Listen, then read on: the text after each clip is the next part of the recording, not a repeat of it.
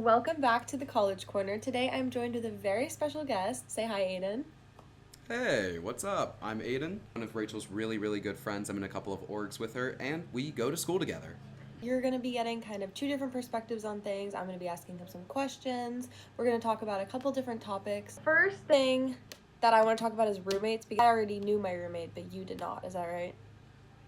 Yeah, no, I actually had two roommates my freshman year because I started in the summer.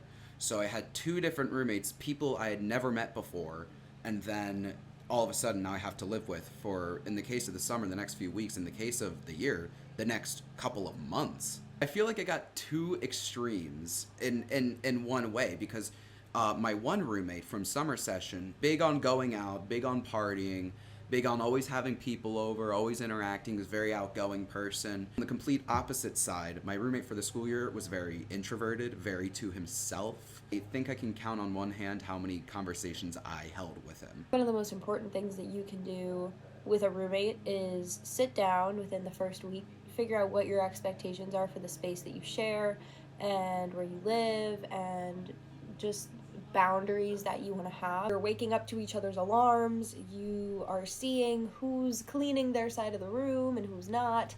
And I mean, overall, it's just, there are challenges that no matter how good of friends you are outside the dorm room, there's things that are going to come up once you're living together. In those stressful times, do you have any prevention tactics that you go through with your roommate or on your own, or do you have any hey, I'm anxious in this moment, here's what I do? It was something I did was I would use music as an outlet. You know, I was lucky enough in the dorm building there was a piano on the first floor in a little music room, and so every once in a while I would go down there and I would just play and sing, and I find music as an outlet for stress. Especially when it comes to if this just kind of happens on a whim, I think the most important thing is to just kind of control your breathing and make sure that you can take those deep breaths. But when you get to that point that you can leave the space that you're in and you can move,